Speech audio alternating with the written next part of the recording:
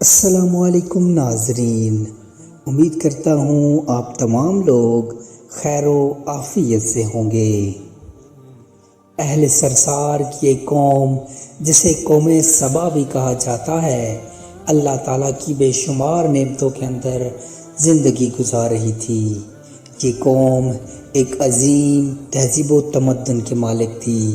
حضرت داؤد علیہ السلام اور حضرت سلیمان علیہ السلام کی باعظمت حکومتوں کے بعد ان کی حکومت زبان زد خاص و عام تھی۔ کہا جاتا ہے کہ یہ لوگ گندم کے مغز سے آٹا پیس کر روٹیاں پکاتے تھے، لیکن اس کے برعکس وہ اس قدر اسراف کرنے والے اور ناشکرے تھے کہ انہی روٹیوں کے ساتھ بچوں کا پاخانہ صاف کرتے تھے، نعوذ باللہ۔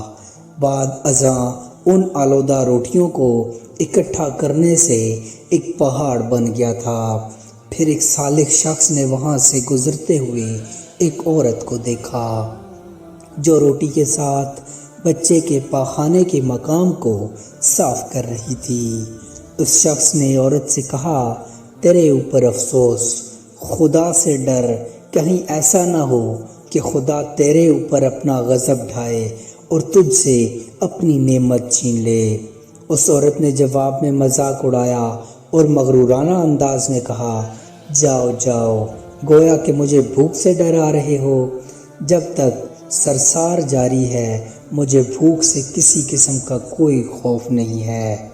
کوئی زیادہ عرصہ نہیں گزرا تھا، اللہ تعالیٰ نے ان لوگوں پر اپنا غضب ڈھایا۔ پانی جو کہ زندگی کی بنیاد ہے ان لوگوں سے چھین لیا، یہاں تک کہ قحط نازل ہوا۔ بات یہاں تک پہنچ گئی کہ ان کی ذخیرہ کی ہوئی تمام غذا ختم ہو گئی۔ آخرکار وہ مجبور ہو گئے کہ انہی آلودہ روٹیوں پر ٹوٹ پڑے جو ان لوگوں نے اکٹھی کر کے پہاڑ کی مانند ڈھیر لگایا ہوا تھا، بلکہ وہاں سے روٹی لینے کے لیے صف لگتی تاکہ ہر کوئی وہاں سے اپنے حصے کی روٹی لے سکے۔ کفران نعمت، قحط اور ان کی بدحالی کے بارے میں متعدد روایات موجود ہیں۔ سورہ نحل کی آیت نمبر 112 اور 113 میں یوں ارشاد ہوتا ہے، اور اللہ نے اس بستی کی بھی مثال بیان کی ہے جو محفوظ اور مطمئن تھی۔ اس کا رزق ہر طرف سے باقاعدہ آ رہا تھا، لیکن اس بستی کے رہنے والوں نے اللہ کی نعمتوں کا انکار کیا تو خدا نے انہیں بھوک اور پیاس کا مزہ چکھایا، صرف ان کے ان اعمال کی بنا پر کہ وہ جو انجام دے رہے تھے۔ اور یقیناً ان کے پاس رسول آیا تو ان لوگوں نے اس کو جھٹلایا، تو پھر ان تک عذاب آ پہنچا کہ یہ سب ظلم کرنے والے تھے۔ اسی قوم سبا کے بارے میں ایک اور واقعہ بیان ہوتا ہے کہ ان لوگوں نے اپنی زراعت کو بہتر طور پر کاشت کرنے کے لیے پانی ذخیرہ کرنے کی خاطر بلوک کے 2 پہاڑوں کے درمیان ایک بہت بڑا بند تعمیر کیا ہوا تھا۔ سوراخ اور دوسرے پہاڑوں سے گزرا ہوا پانی اس بند میں آ کر وافر مقدار میں جمع ہو جاتا۔ قوم سبا نے اس پانی سے صحیح طور پر استفادہ کرتے ہوئے وسیع و عریض اور بہت سے خوبصورت باغ لگائے اور کھیتی باڑی کو رونق بخشی۔ ان باغات کے درختوں کی شاخیں اس قدر پھلوں سے لدی ہوئی ہوتی تھیں کہ کہتے ہیں کہ اگر کوئی شخص سر پہ ٹوکری رکھ کر اس کے نیچے سے گزرتا تو پھل خود بخود ٹوکری میں گرنا شروع ہو جاتے اور قلیل مدت میں ٹوکری تازہ پھلوں سے بھر جاتی۔ لیکن نعمتوں کی کثرت نے انہیں شکر کرنے کے بجائے سرمست اور غافل کر دیا تھا، یہاں تک کہ ان کے درمیان بہت بڑا طبقاتی نظام وجود میں آ چکا تھا۔ ان میں سے بعض صاحب اقتدار لوگوں نے کمزوروں اور ضعیفوں کا خون چوسنا شروع کر دیا، یہاں تک کہ ان لوگوں نے خدا سے ایک احمقانہ التماس کی جس کا ذکر سورہ سبا کی آیت نمبر 19 میں ملتا ہے۔ انہوں نے کہا، خدایا ہمارے سفروں کے درمیان فاصلہ زیادہ کر دے۔